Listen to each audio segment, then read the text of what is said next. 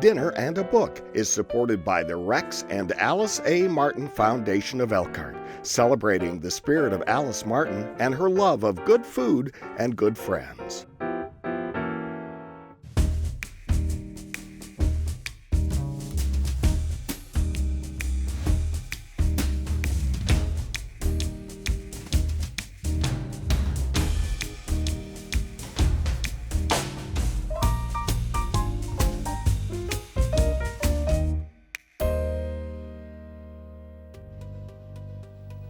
Octavia Butler's 1993 novel, Parable of the Sower, was selected as the most influential science fiction book of the last 125 years by New York Times readers. I'm April Ladinsky, filling in for Gail Martin. Professor Daryl Heller, Assistant Professor of Women's and Gender Studies and Director of the IU South Bend Civil Rights Heritage Center, joins me to discuss this ambitious novel, which takes on climate change, environmental justice, and envisions an earth-based religion designed to inspire the next generations. Welcome, Daryl Heller. Thanks for saying yes to this invitation. Thank you for having me. Glad to be here. You suggested this novel right away, so why this novel? Well, Octavia Butler has been, just a big inspiration of mine. And actually, I was introduced to her by my daughter. Oh, really? Who is into Afrofuturism and so on. But she said, Dad, you have to read this. Okay. And so I took the first one, Parable of the Sower, and I've read everything she's ever written since. Wow, love it. So that's my ambition now too. Yes, so it's worth it. Before we talk about the novel, let's talk about what we are making, inspired in a way by the book. So tell me what you'll be fixing in this part of the show here. I am going to be making Rosemary's cornbread. Rosemary is actually my sister. Oh, she's an great. adopted sister, Yeah. but she's very much a sister who handed me the southern cornbread recipe that I made several times and just love it. Oh, gorgeous. And you're making it in this beautifully preserved pan. So I what's always make it in a cast iron skillet. This is a skillet that was my mom's. My mom's gave all of her kids cast iron pots. Yeah, what a So gift. it's a wonderful thing, and it Clearly comes out taken so such well. good care of it. It's gorgeous. So, and I'll be making two different kinds of tacos here. The novel is set in the future, and so we're cooking kind of low on the food chain here. And I'm going to start by making some vegan taco filling that's the foundation of which is finely chopped mushrooms and walnuts, and then I'll be adding some seasonings. So I'm going to get great. started chopping, and you can get started on your cornbread. Cup of flour, so yes. Let's talk just a little bit about, kind of the big picture of what this novel is about. And it's set in the future. And when Daryl suggested this book and I read it, I realized, it's written in 1993, but set in 2024. So Right now, it's actually written in the present. yes, you could say. absolutely, absolutely. So how would you describe sort of what the big scope of the plot, and then we can talk more about the characters. Well, it's a genre of science fiction called speculative Good. science fiction, which means that it's not made up. It's kind of taking where we are at the moment and just kind of projecting, like, if we continue in the path that we're going now, where will we end up in 30, 40, 50, 100 years from now? So that, I think, is such an important point Yeah. because there's so much kind of dystopian fiction out there, and often I think of like Station 11 and some of these other apocalyptic novels where some unknown something has caused collapse. Instead, Octavia Butler takes seriously a lot of issues that we'll be talking about here and says, what happens, as you say, if we just stay on this path with increasing separation of the wealthy and the poor, increasing climate collapse, increasing problems with the food chain, increasing problems with kind of with race and racism Absolutely. and this kind of the divisions that's happening in society between peoples and groups. So she just spins that all the way out in a way that it's not terribly encouraging if we don't make some serious changes. Yes. Okay. So there's the caveat there. I think it's a warning, and maybe we could say a map for, Yeah, yeah. for a better way of living here. So so it starts in 2024 with sort of, we follow in this book 3 years into the future. Right. And you want to say a little bit about the context? So it's outside of Los Angeles. This is in Southern California, and in this world, her future, our present, is, you know, people are divided, and she and her family in a small community live in a walled-off, gated community, surrounded by the destitute, the desperate, the violent, the poor, the hungry. And it's all about trying to protect themselves. All right, good. From falling into that kind of morass. Right, so kind of roving gangs, and now we need to talk about who this she is. So, Oh, she is, the main character is named yes. Lauren. Oh, and by the way, could you pass me the salt, I please? could pass you the salt. Thank So, sharing ingredients is very parable of the sower, wouldn't you say? Well, you know, this is, in our dystopian world, we all need to kind of look out and help each other. All right, good. Yeah, so we're following, the book is actually first person. We're following Lauren, who is 15 years old at the start, brilliant, sensitive black teenager, raised in a home with, you know, a preacher father, an old style Baptist father. preacher. Yes. Yep. Who quotes scripture and believes in that God is Savior, and will Right. eventually, if we all believe and if we kind of live our life right, despite what's going on around them, that all will be well. But Lauren's not really having it because She isn't having it. Okay. Nicely put. There you go. Thank you. Yeah, so the book are her journals, right? So we're Correct. watching, it's an interesting way to write it. We're watching her development. There's no kind of omniscient narrator. We're seeing the world through her eyes, and it's pretty frankly terrifying, Yeah. I would say. So you mentioned, let's kind of talk a little bit more about the environment that she's growing up in. A walled a walled kind of fortress. community. And what do we know about her family? She's got some siblings who are also trying to survive. She's got siblings, and what's interesting in this community, that's a multiracial community. Okay, good. Yeah. And you know, the racial tensions that we're kind of witnessing ourselves have not gone away. They're actually been exacerbated. But within this community, folks are working to get along, though there's tension because despite the fact that the world is crumbling around them, they're also kind of grappling with, you know, I guess I would say grappling with all of the issues that we currently are, and that they haven't quite figured out how to transform even for themselves. Okay, yeah, nice. I'm gonna do one thing. I'm gonna stick this in the oven because I need to Okay, preheat this good. for a And then I second. want you to tell me the story of the cornbread here. So what are the ingredients that are going in there? And then I'll. So it's a really basic. I got this recipe, and I keep it handy because I am really not a cook without a recipe. You're doing fine. But Rosemary gave me this. I asked her for. I was making some beans one day, which is what I'm going to make later on. And I always love cornbread with beans because that's what we had at home. Sure, yeah. So it's kind of Southern comfort food for me. Okay, love it. Love it.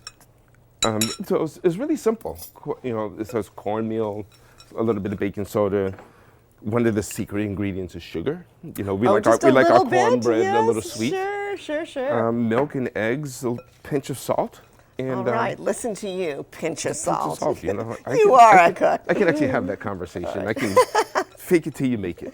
All right, that looks great. And this walnut meat is coming together with, once you finally chop things, you want it sort of the texture and size of, make sure I didn't turn on the wrong one here. Texture and size of kind of ground beef, and this then is seasoned with soy sauce and ketchup, cumin, smoked paprika, onion powder, garlic powder, a little bit of pepper and salt, and then I'm going to saute it until it releases the moisture, and it'll be a kind of filling that you could use for tacos, but also really for almost anything that might otherwise have ground beef in it, and super, super delicious. So Sounds wonderful. I love walnuts. Yeah. Those are one of the things we had down home as well. okay, all right. Oh, that's looking beautiful. Oh, And yeah. you put Is it in you heat the pan ahead of time for Well, extra. the real key is, I'm going to do this in a minute, is heat the pan and pour a little oil into the batter. And that prevents it okay. from sticking to the pan Oh, after it's super, cooked. yeah. And probably you just get a And so super nice I'm crust going on to do there. that now. All right. I'm excited. And then here's our, it's got sort of taco meat seasoning here. So even early in the novel, and we'll be careful not to reveal any big plot twists, but early in the novel, we can see a sort of generational divide between Lauren and her father. So as you said, he's an old style preacher, the Right. sort of God as the boss in the sky, and she wants something different. And even as a 12-year-old, she starts to formulate the idea of a new religion. So maybe we Right. could just introduce that idea a little bit here. Her religion, she ultimately calls it Earthseed. Actually, I'll read you just one little passage of how she describes yeah, it. Super.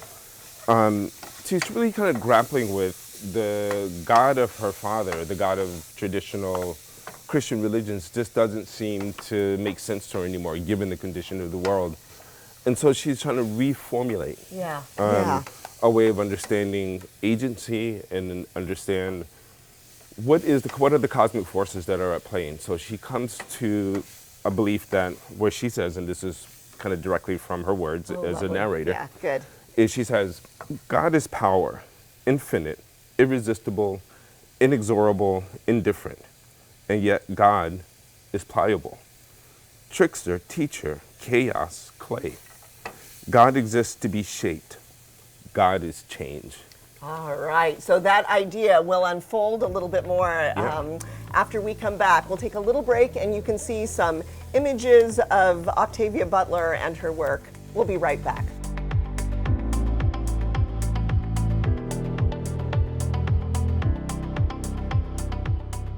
Welcome back. We're talking about Parable of the Sower, and Daryl is going to take this cornbread cornbread's out ready, of I the think. oven, So, which I need to get smells this. divine.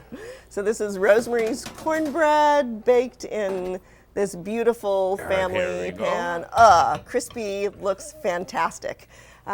So let's talk about what we're making now, and we can talk also a little bit about why we're eating so low on the food chain. So what you got cooking over here? I'm going to make some pinto beans seasoned with ham hocks, but All right. I modified the recipe a little bit because I like mine a little spicy. Well, So I'm going Daryl. to add some cayenne pepper, a little red pepper, among other things to spice it up, and some fresh jalapenos. Okay, yeah, those So I'm gonna look do a bit of chopping here. beautiful.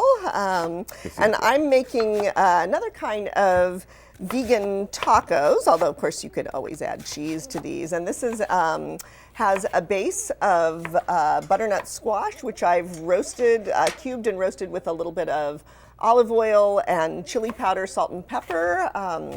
And this will be the basis of a slaw that I'll make here that has that and some cooked beans. I've got some red beans in here, and then I'm going to be adding some of this beautiful red cabbage and cilantro and lime to it. So There's a lot of colors in it. it's a lot of Yeah. colors. So let's talk a little bit about Lauren, our protagonist. Yeah. She has this vision of this earth-based religion, but she also has some kind of unique aspects that are a product of her time. So can we talk Yeah. about that a little bit? Yeah, it's called hyper empathy. Yeah, hyper-empathy syndrome. Where she feels what other people feel, not just kind of in her head, but physically. Yeah. She embodies the sensations that other people experience, which actually makes it really difficult for her to hurt other people or to witness Right. other people being hurt because she feels their pain. Yes, literally, and in a time of culture collapse, especially sometimes when she needs to defend herself or defend other people, she's got this sort of complexity going on in her brain because if she shoots somebody, for example, Yeah. she feels that pain. And how did that come about? It's an environmental. Well, it's an environmental thing. illness. I mean, in the dystopia of the world that she was growing up in, her mother took illicit drugs. And one of the side effects of this drug was that it was passed on to infants Right. that developed this syndrome. And while she's not the only one in the entire world, she's the only person that she knows of in her community. Right. And it's right. also something that she keeps very hidden because she also realizes that as a kid, if other kids know she has it, they could hurt her. Yes. So she's very careful, and her family is very careful to keep this hidden from the rest of her community. Yeah, a little bit of a burden. And the flip side is also true that she can feel other people's joy. Yes. Yes. So I think this is one more. Makes sex really interesting. Yes. All right. Moving on. So. Just saying. So in this way, Octavia Butler also kind of plays out the increasing use of drugs and addiction Yeah. when people are miserable, right? People find Yeah. ways to self-medicate and Well, remember, there's this other drug that comes up that becomes really highly problematic. They call it pyro, but it's, speaking of sex, it's a drug that seeing fire Setting gives fires, us setting yeah. fire and then watching it burn, watching Yeah. things burn creates this sensation that's akin to sex or orgasm. right. And it could be a sustained. So those who are addicted to this drug go around setting fires and destroying the Right. little bit of Right. what people have left. And it also makes people very violent. Right. I mean, it's a super scary world, and yet she's this tender person interested in mutual aid. So I'm just going to say a little bit about what I'm adding here, some cilantro and some lime, and just a little bit of, maybe I tucked away my olive oil. I'll dribble some in there. And you get just this beautiful, colorful slaw that also has the beans in it, and so it's also the basis of a taco. And a lot of the book is a kind of journey, right? So Yeah. we're introduced to this compound where she lives, and then the compound is breached. It's breached She and- finds herself alone. And it's actually the same people that are abusing this drug that ultimately breach, because a lot of thieving and people need to feed their habit. So yeah, she escapes, though a lot of members of her community are killed in the process. And That's so right. she starts out alone, finds a couple of other folks, and then begins a journey. Yeah, so they start to head, remember this starts in just outside of LA, and they start to go north. So Okay. this is the hope. They need water they can drink, a lot of this band that keeps getting larger Yeah. and larger of people interested in helping one another out.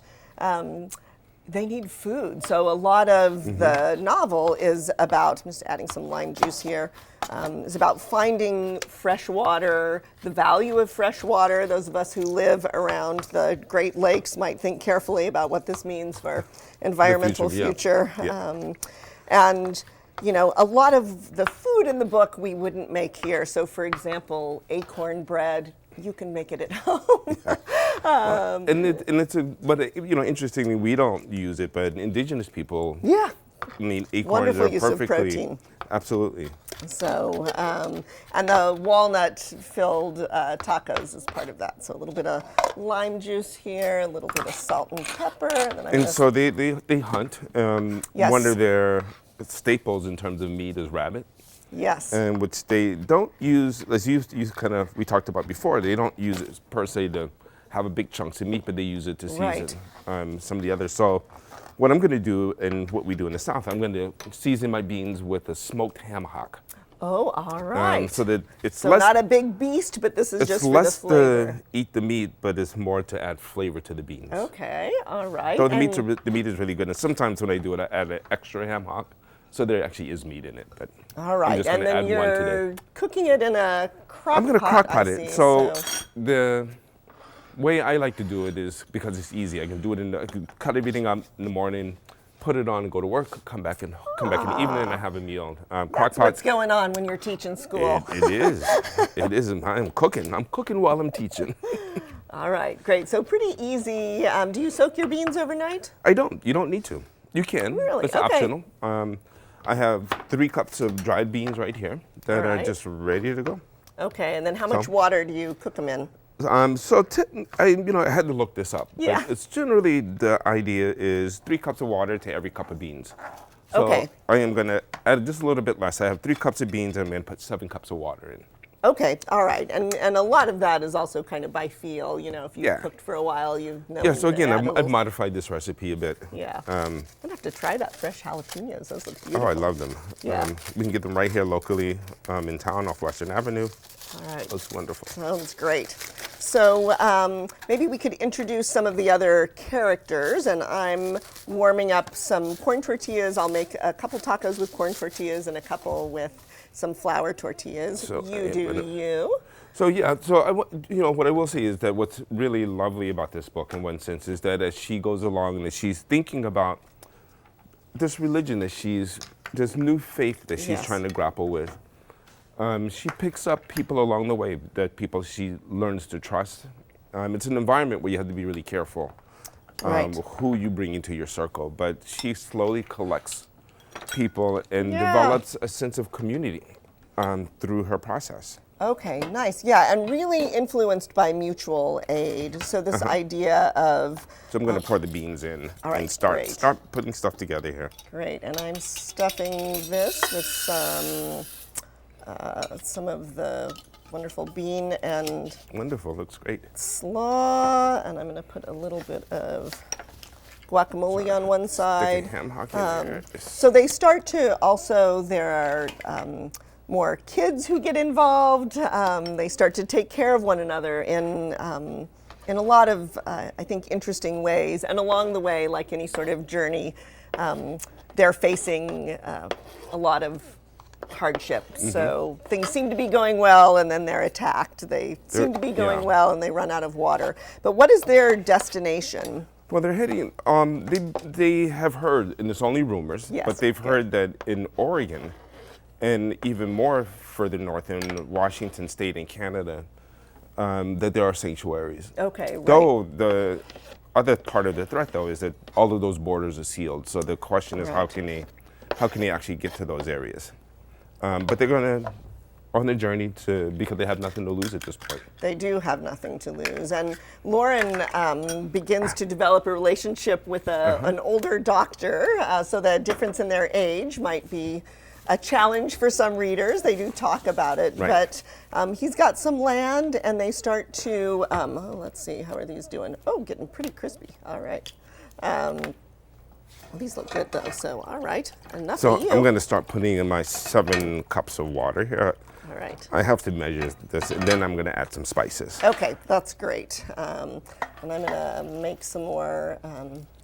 Let's see, a couple more tacos here with some of the flour ones. So they're hoping to find a location that they call Acorn. Think about the seed of a seed. new community that's based in mutual aid, that's influenced by the idea of Earthseed, which is that really people are all we've got. You can't Right. just sort of pray to a God in the sky.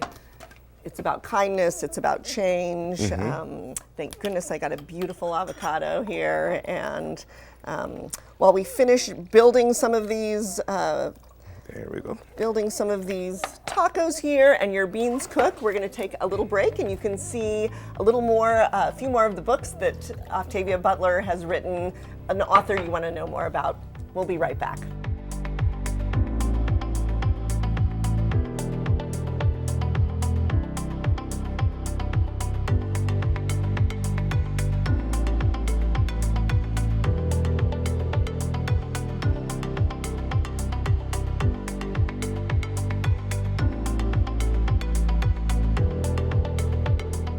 All right, Daryl and I have been cooking up a storm, foods inspired by Octavia Butler's Parable of the Sower.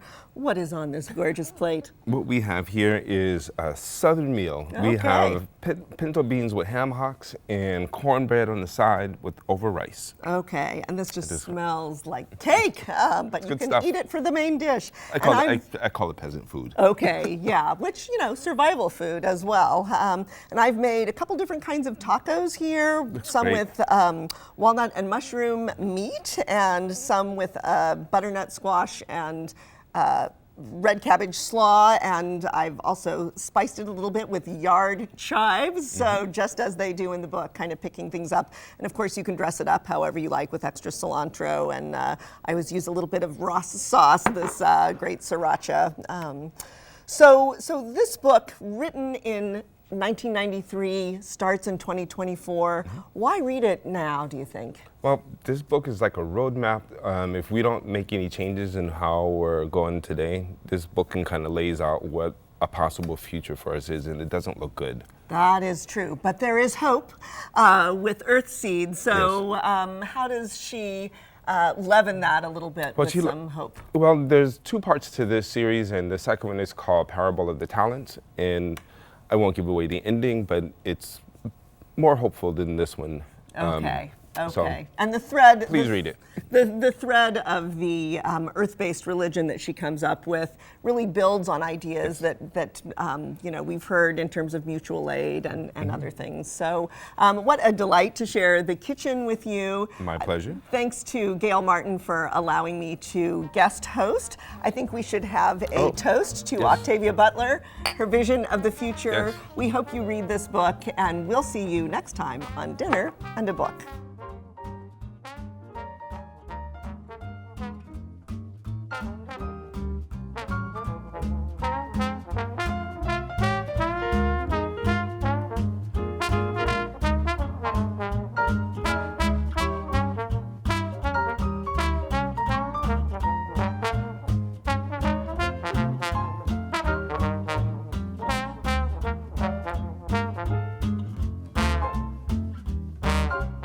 This WNIT local production has been made possible in part by viewers like you.